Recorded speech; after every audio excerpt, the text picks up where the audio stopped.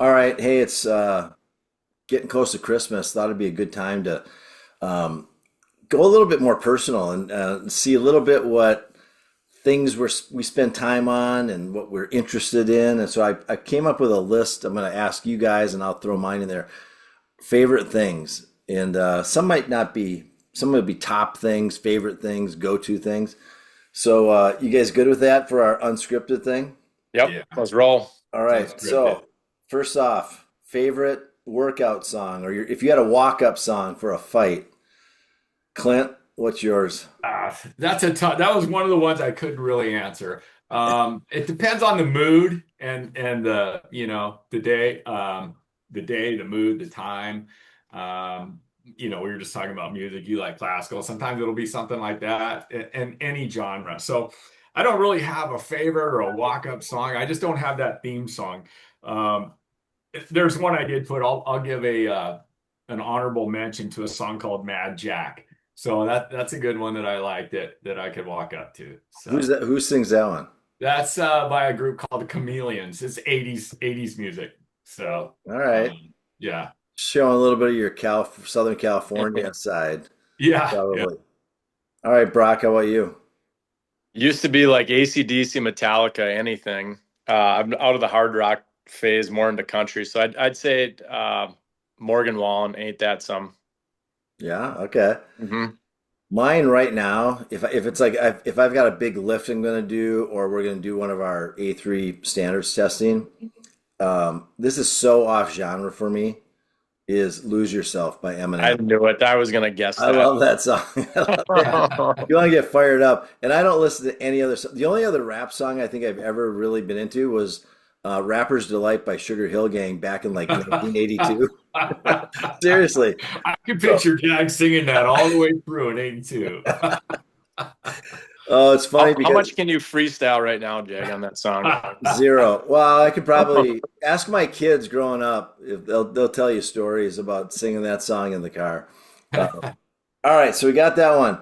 Let's switch over to what's your favorite lift and a yeah, or movement. Brock, go for it. Yeah, it's just become deadlift. It used to be all the Olympic lifts, cleans and snatches and that.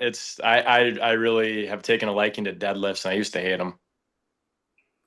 Nothing better than a heavy deadlift. Just as long as you don't have to squat anymore from all those days of squatting in hockey. Yeah. Clint, how about you?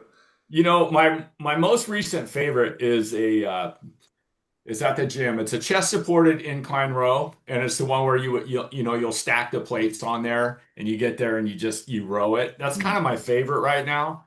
Um, and then, but some honorable mentions is the leg press. I've been enjoying the leg press machine, just getting really trying to work into heavier on that as well. So Man, you're speaking my language. I my right now is leg press too, and I think until gosh, maybe when I did the Discover Strength testing when we did that with Luke Carlson, I'd never done a leg press. I don't think ever. I'd done plenty of squats and deadlifts and lunges. I love the leg press, man. And when you get time under tension, I'm usually going for at least 2 minutes, and the weights don't matter because there's vanity weights out there. So it's like if you get off and you're kind of dizzy and you're kind of yeah, swaying a little bit, you know you've hit the right stimulus. And yeah, yeah. but I love that, and I'd say probably upper body. I love weighted pull-ups. Oh There's yeah. something about I don't know why I'm better at weighted pull-ups than like endurance pull-ups. Like there's something about the power part of it, and it's just kind of badass. When you put a weight belt on, strap on some plates or a kettlebell hanging, and then you start doing pull-ups. I mean, Yeah. it's kind of Horsepower. Yeah. exactly. All right, top supplements.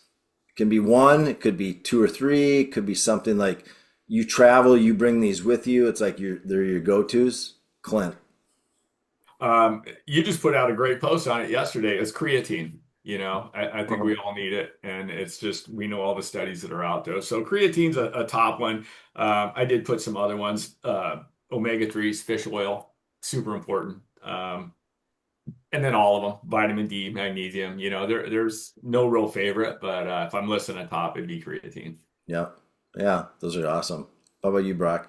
Mine's creatine too. It's the one I've done most consistently. I think it's been I don't know, a year and a half since I've done it.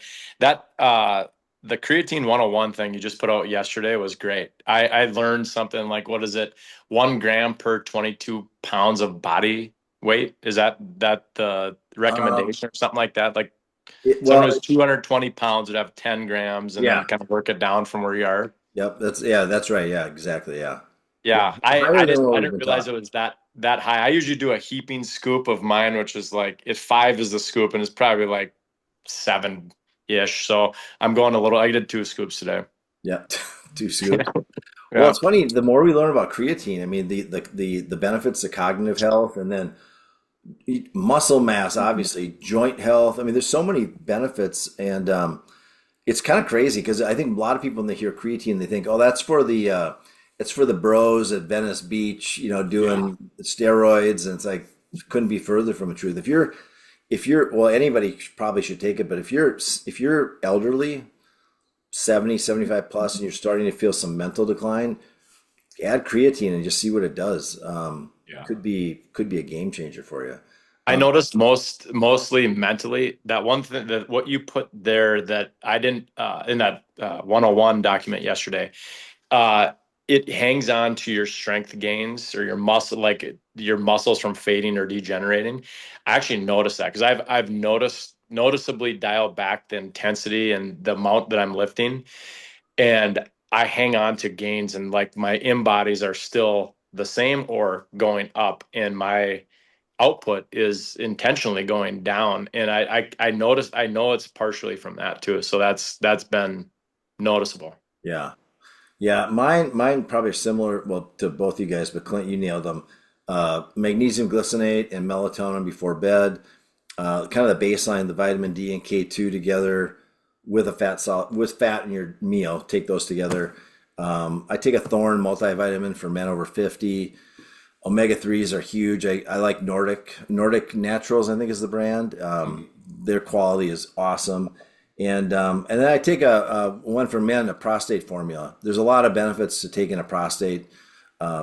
I like the Life Extension brand, so I do that one. Do you All guys right. have the pills, the daily pill separator things, Yeah, I like do. Sunday, Yeah. Monday, Tuesday? Yeah. Yeah, Can they exactly. all fit in one? No, I've got tiers. Those are my baseline ones. Now I've got the next tier. Like I think it's urolithin A is one I just recently started. I take a bunch of like grass-fed beef, like heart, liver, kidney, because I don't like eating the organ meats, but I want some. I want to try to get some of the benefits. I take a few mitochondrial ones too, and some of these you never know if they're helping. I mean, I work with my doc. Most of these all come from my doc, or he's okay with them. So I don't really. I try to avoid the rando supplements. Like, hey, I just saw an ad. Let's buy that supplement. I mean, I think that's easy to do when you're into this stuff. Um, 2026 Argent Alpha branded pill container. Yeah. Pill container. Everything in one. Oh First yeah, pill. yeah. We're not going to get into supplements, but we could get into supplement containers. Yeah. Well, I'll tell you, Brock, it's funny because you asked if we had the containers. I don't have the patience to do that once a week. I have a box of my supplements. I get it out when I'm ready, take them all at once. So I'm just picturing Clint with this big jar. Just like, something like that. Yeah. all right, next one. Favorite recovery tool or tactic? Brock, go for it. Same as my warm up. I'm always on the foam roller or ball. Or ball. If I had to pick one, or ball, because it travels with you wherever you go. Orb ball. You can't beat the orb ball. Mm. All-purpose fascia releaser, muscle enhancer. Yeah. I have been going into deep dive, like hour 15 long sessions, full body with them. It is literally the best. Yeah, you're not doing it right unless you're breaking a sweat, right? Oh yeah. Yeah. And you're a complete Gumby when you're done. Yeah. Clint, how are you? This is good. I'm gonna disappoint. I'm gonna disappoint Brock, especially. Like my recovery is probably just stopping working out. That's, just not And my. let's take this offline I'm done after. working out. Yeah, but uh, I would say, probably if I did have it, it would be, several times a week, if not daily, like a 10-minute gentle yoga stretching, you know, session. I have the video that I put on. I just follow along. So Yeah. Well, I like the orb too, but my go-to recently has been doing box breathing. There's just something about, and it's like around a 4 to 6 second inhale, and I'll go like 10 to 15 seconds on the hold, and then really slow on the exhale, roughly the same time as the hold. And my aura ring, I can see it in 15 minutes. You drop into relaxed minimum and usually into a restored state. And I've been paying attention to that because I think the more you read about stress and health, and I think as guys, we tend to like push that aside because, it's not something you can do in the gym. It doesn't show up on an in-body scan. It's not something you put on a plate and eat. You can't drink it. And stress is this sort of like ethereal thing that just is tough. So I like it because that has helped me actually make some progress. And now my aura stuff's saying, I mean, it's like my stress levels have improved. And it breaks it down into the nighttime. I think there's two other day part, like daytime, and there's one other part of it. So this is Active and non-active or something. yeah, Stress. I don't think when you're active, it doesn't count stress because it assumes you're exercising, so it won't ding you for that. But man, breath work is, and Brack, I know you're a Wim Hof guy, so I don't know if you use that for recovery or more mindset or how you're using that, but I know you're a breath work guy too. Wim Hof in the morning, more mindset, just to kind of free my mind and just set up for it gets me into that flow state right immediately afterwards. Just I'm on. I've been doing more of the restorative breathing that you're talking about there. I do 4 rounds of like a 4 second inhale, 7 to 10, 11 hold, and then try to have that match the same exhale. I can't even make it through 4 breaths cycles, and I'm out. I'm sleeping. Like half the time it's like 2 or 3, and I'm just Yeah, it's effective. It's like you just have the patience to just you need to calm down a little bit to start, and then it will calm you yeah. when you do it. Oh, you could feel it even when you don't like. I'm not stressed. I'm not. It's like you're just so light and free and sleepy. Yeah. All right, next one. I'll kick it off in this one. Favorite quote, and this is a hard one to come down, but probably my go-to right now is we are kept from our goals not by obstacles, but a path to a lesser goal. Robert Brault, he's a writer. I like that because as guys come into Argent Alpha, it's something to keep in mind because as they make progress and they have that goal of 15% and they get to like say 21, 20, 19, the resistance, this is a Stephen Pressfield comment or concept, comes in and is like, hey, you've done enough. And all of a sudden they settle for a lesser goal. Not everybody, but there's a lot of guys who settle for it. And the mind comes up with all these rationalizations. So I like that quote because it keeps me focused on what is the true goal. So I don't get distracted by that lesser goal. good. Clint, how about you? You're Yeah. a quote machine normally, so I know you probably have I'm a trouble. quote guy, but I'm gonna pick up the whole book, As a Man Thinketh, because that's I mean everything in that is a quote to me, and so I thought of one yesterday, and it's just strong, pure, and happy thoughts build up the body in vigor and grace. I mean, there's nothing more true than that. But I do have some good mentions too. One that I've used a lot is be regular and orderly in your life so that you can be violent and original in your work. I always like that one. Mm, It kind of fires me up. Um, and then one more is it's not really a quote, but it's more of a thought process. Dials, not switches. That's dialing things in instead of switching them on and off. So Mm. yeah, yeah, that's good. That's yeah. good. Brock, how about you? Uh, Attitude is everything. So it's a Paul J. Meyer quote. He would say it everywhere he went. He dived to the bottom of the ocean, had the sign that said that. Climbed to I think Everest had that sign, and it's something that's stuck in my mind for the last like 2 decades. I have it on embroidered in my one suit that I've had made.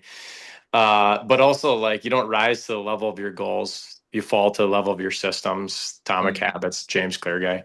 And then Nick Saban quote is, "We don't practice till we get it right. We practice till we can't get it wrong." And those 3 things are just there's so much packed into both of them.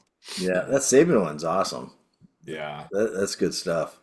Yeah, I mean, you think about it. I mean, the application of that, like Okay, I finally did, like go to the driving range. Okay, I finally nailed one. Yep, I'm good. Are you? Mhm. Go until you can't not miss one, and a picture of your health of just like you don't practice, so you get a perfect day in nutrition. You practice the like you don't even have to think about it. It's just the way you operate.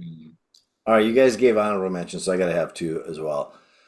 Whether you think you can or can't, either way, you're right. That's Henry Ford. Yeah. That ties into just mindset. I mean, we're all capable. We all have it all within us. All the answers are within us. It's just you got to believe. It all starts with that believing. And then another one, Dan Sullivan is where I found it, but I think it comes out from the founder of Alcoholics Anonymous.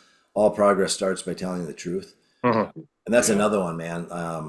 We can tell ourselves stories all day long, and the truth shall set you free. I guess that's another quote. There's a bonus one for you. That's where it starts, telling the truth. Totally does. All right, we talked about recovery. All right, favorite vacation, Brock. It can be your favorite one you've ever done, or the favorite one you like to do if you do something repeatedly. Can I count my solo retreats? Yeah, go for it. Tell us about them. So there's this place. If I tell you guys, you can't. You got to leave some availability at this place for me. It's a garage cabin. It's called the Gabbin. It's out in the woods. It's an hour and like 20 minutes north of where I'm at. But it's just to me, it's where I go just to unplug and unwind. And it's literally it looks like a rustic cabin on the inside. It's like a garage, and there's trails, walking trails around there. But I have a solo retreat planned here for what, another week and a half away.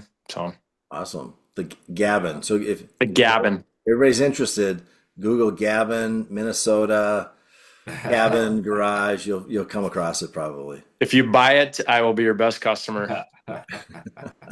Sounds like a possible business opportunity. I think it is. Recreate Yeah. the Gavin. Mm-hmm. Clint, how about you? Yeah, mine is I'm gonna reflect on a past vacation, but it's also a goal. It's on the list for 26. So I think it was 28, 2019. We went to Spain and just traveled, around through central and southeast Spain and Barcelona, things like that. And we went to, my favorite sports team is Barcelona FC. And we saw the biggest game of the year there as the Clasico between them and Real Madrid. I mean, it's like the Super Bowl. And so they just redid the stadium into $1 billion stadium. And so it's just reopening. So 26, I want to see the Clasico in Barcelona again. So. Yeah, that's a couple of things on the list. Soccer, world-class soccer, Oh yeah. Spain. Yeah, that's awesome. Yeah. Yeah. Mine, I've got two answers. City vacation. My wife and I love Manhattan. It's just a fun. We've gone there. I've been there well over 100 times. It's an awesome city. There's so many things to do for everybody.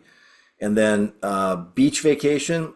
I would have said Hawaii or Cabo, but I'm gonna go with San Diego because I can drive there, and I love road trips. There's something about when you can you can stack your vacations and get multiple wins out. When the travel experience to get there is actually part of the fun. You Yeah. can't say that with flights usually. Sometimes you can. I mean, rental car experiences are never good. That's always the weak link. But I love San Diego and the beaches, and I know Clint, that's just south of you. You got same thing. There's something about California beaches, man. And you're Yeah. still in the U.S. It's like I love foreign countries, but there's nothing like go travel abroad and then come back and you'll appreciate the U.S. that much more. Yeah. Hey, real quick comment. Speaking of travel and airports, did you see where RFK is looking to put gyms in airports? Did you Saw see that. that? Oh, You see him and Saladino and one other guy were doing pull-ups. ripping out pull-ups. Yeah. Yeah, yeah. I felt like I got to up my pull-up game when RFK got I think he got to 20, didn't he, or close to it? Yeah. Saladino got 20. Wow. Yeah, it was and I don't know, you might have given him a few no reps. I don't know if they were fully Well, extended. yeah, I wasn't gonna say it, but I think the form and the reps, yeah, we could have I can't look. I can't watch. I don't want to do it. But still, even if you do 20 half-ass pull-ups, that's still pretty good. Yeah. You know. All right, let's see. Let's go to another one. Favorite food, but it can't be from a restaurant.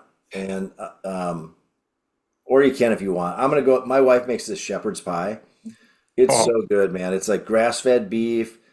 She'll either do a sweet potato, regular potatoes, cauliflower, rice cauliflower, or mix them all up. This last time she did it, she mixed in raw milk with grass-fed butter into the mashed potatoes. And that dang. camera was maybe peas and carrots, and then she uses bone broth for the liquid. So it's protein packed, it's got carbs, it's got healthy fats, and it's the kind of meal when it's great reheated, and you can't stop eating it. And it's like, and then ever since the kids were little, we have this spice called Pepperman, and it's hard to find anymore. You can get it on Amazon, I think.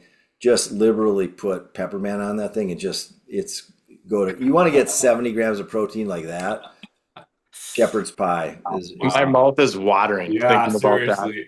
and I posted it in our school community. I think I called it cottage pie because I think I gave the original recipe. We call it shepherd's pie, but it's so any guys who are in our community, that's available for you inside Nice. school. Brock, how about you? What's your favorite meal? So if there was one that I used to cook it all the time. I haven't for years. It was shepherd's pie. It's like this paleo version of it where a lot of what you just said there is in it. And I know there's different versions. Mine was always the same, but it was literally I could eat the entire pan. It's better when it sits in the fridge and then you reheat it. Honestly, it's the best. But right now, I have a Traeger reverse sear where you let like a ribeye. Put a ribeye on there, let it smoke for like 20 minutes at 225, put it on the super smoke feature, pull it off 450 to 500 degrees, just sear on both sides. It is just like you could put it up to any steakhouse around and it would live up. Do you have the thermometer you put in there too? Mhm. All right, so I gotta give a shout out to my friend Tyler Quinn. So when he got married, he got a Traeger grill for his wedding. And we were going over there shortly after we got married. And I said, I'm bringing over tomahawk ribeyes. And he hadn't used this grill at that time. So it was like, all right, this could be an expensive experiment. He crushed it. It came out just like you described. It was like the reverse sear, perfectly medium rare. It was those Traegers, that's the It's like bomb. cheating. Yeah. But in a really good way with Yeah. the benefits. Uh-huh. Wow. Clint, how about you? Yeah, that's good. Little disclaimer. I think I've been blessed with taste buds that just love food. And so most things just taste incredible to me, And so everything you guys are saying, I'm sure would be my favorite if it was in front of me right now. And I'm kind of just going to like, what do I love to eat mostly? Like my frozen blueberries with protein powder mashed up and with like walnuts, pumpkin seeds, and I guess the favorite part would be when I put almond butter on that. Like it's a dessert, but it's just it's too good. It's too good. My So guess was close, Clint. I had you for cottage cheese with a bunch of blueberries on top. I mean that's kind of yeah, that's it. Like it all tastes good. So they're all my favorites. Well, hey, for anybody listening, Clint is known as Iron Stomach Clint. He'll everything he just described, he'll top it off with sardines. Yeah, So it's like, yeah, of course. yeah, I you, saw you somebody posted about sardines on the school too. So I got a buddy. I gotta yeah, you've got a kindred spirit. All yeah. right. Either favorite book and or the book that had the biggest impact on you. And I'll go first. So one, I'm reading the Bible right now, so I'm going to put that at a level above books, and so That's it cheating. doesn't Yeah. count. And so the book that I always reference as far as having an impact on me was Atlas Shrugged by Ayn Rand. When I read that thing, man, it just gave me a lens. And there are a lot of haters of that author, and I think her work's great. I mean, was she flawed? Yeah, of course she's flawed. Everybody's flawed. But some of the concepts she communicates about individualism and creativity and producing, and it was just left an impact on me. And I read it probably in 1993, I think. And again, I still think about it today. I would Wow. reread it, but the thing is this thick, and so you gotta like you got to be ready. And so maybe I'll do that again. Maybe that's a 2026 thing. Yeah. Clint, how about you? Yeah, I was aside from the Bible, as a man thinketh is always up there with me. I'm a huge fan. Like I've got notable mentions. I don't necessarily have a favorite or one that I can think of, but I love The Go Giver. I mean, that just always it's never not good to read. Outwitting the Devil is a favorite of mine. It just stuff her mindset. Back in the day, though, notable mention, there was a book that came out, and I just saw it the other day too. It was called The Last Lecture by a guy named Randy Pausch. And I don't know if you guys heard of that, but that was a really, Read it. too. Hmm. Have you heard it? Yeah, I read it. It's good. Yeah, it was really good.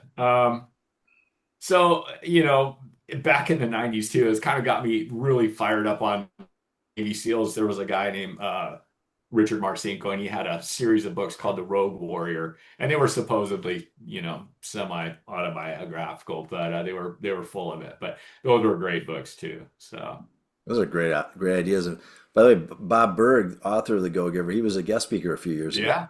yeah. Yeah, that book I brought up with once Charlie Maxwell was like, I love that book. I buy literally cases of that book to give to clients and friends as kids. Yeah. So that had a big impact. Bob Berg, and he was on here. He has such a great voice too. So the Audible is of him and the co-author. So I mean, I'll send that YouTube, Audible book to everybody. So Yeah, that's a good one. Brock, how about you? Number one is The Comfort Crisis. That one, I've referred it to dozens of people who've read it, and they're just like, this is the best book I've ever read. Michael Easter was the author of it. I love how he just paralleled the story about out hunting caribou, and then he would relate what they were doing to something else. He's pretty scientific with a lot of his research, and a lot of it was health driven, which was awesome. I've read a number of books multiple times. Rich Dad, Poor Dad, that was a good one.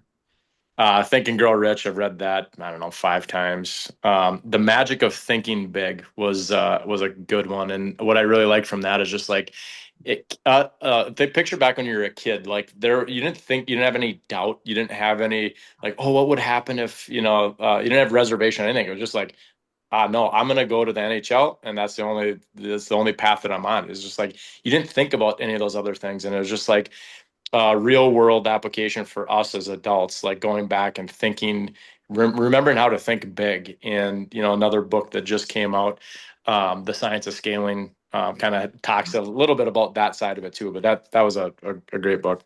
Yeah, those are all great recommendations. Some are classics, some are soon to be classics probably. All right. Well, and if I didn't mention Dr. Benjamin Hardy, because we all love his books, he has, Be Your Future Self Now, The Gap and the Gain, 10X is Easier than 2X, Personality Isn't Permanent. Any of those books are awesome. All right, last one. Hey, there's one more book that we all love. It's called Harder to Kill. Just a little bit. Yeah. Yep. You mean this little book? Hey, I appreciate that. And that was fun. That was it's funny.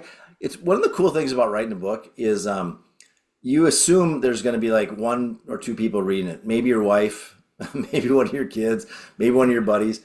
But I get people commenting. I even get people quoting it and talk about a humbling thing when somebody quotes your book and you go, wow. And so if you ever want to have an impact on someone, consider writing a book. Even if one person reads it, it's worth it. The feedback you get is incredible.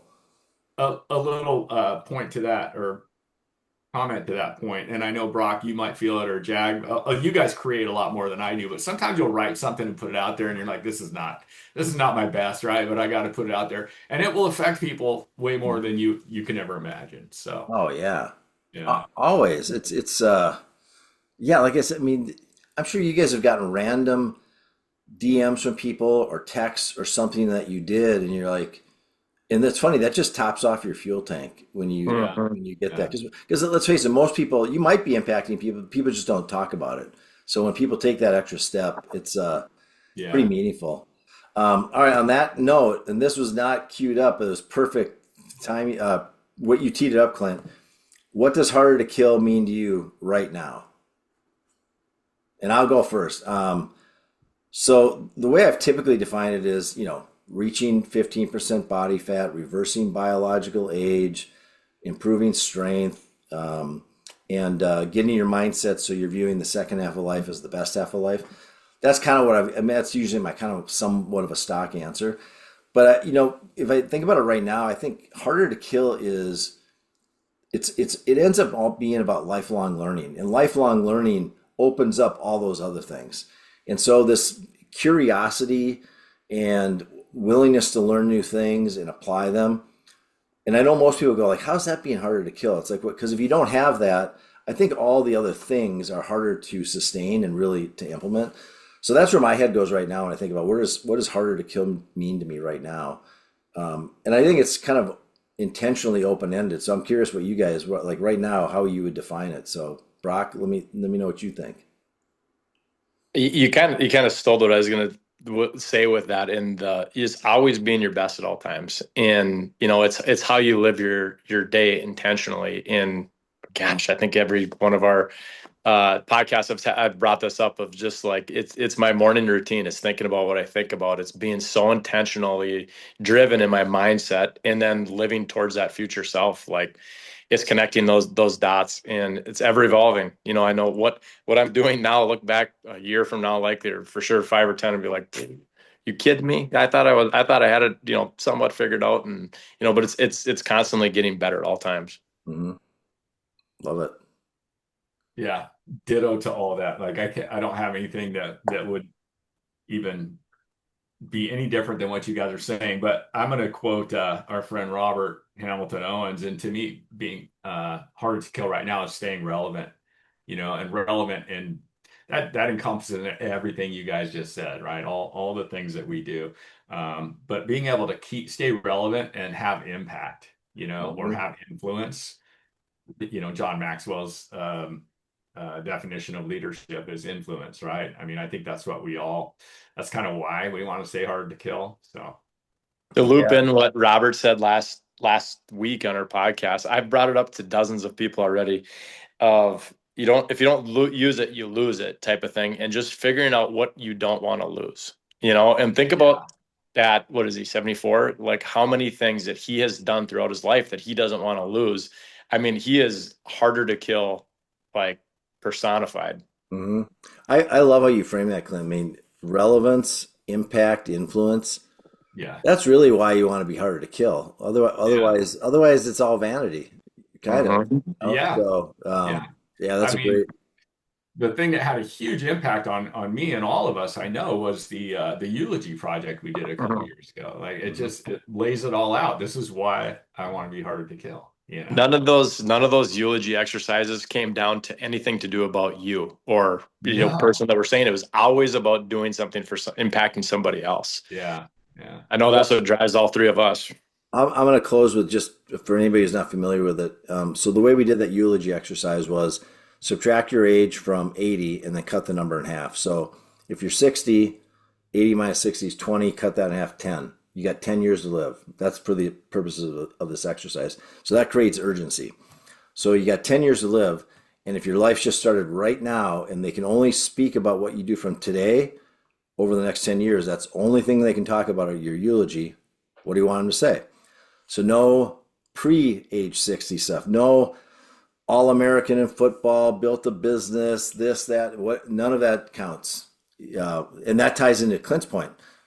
Relevance, impact, influence. And so there are a lot of guys that I think they walked out thinking differently about, man, what, because it's an invitation, it's a challenge, it's an opportunity. When you go through that exercise, it's pretty powerful. And because I think a lot of guys, it's easy to rest on your accolades and all the stuff you've accomplished, especially if you've had a great life. But, under the what have you done for me lately category, it gives you an opportunity to kind of redefine and reinvent. That eulogy exercise, it helps you capture your why and like getting outside yourself and doing things for others.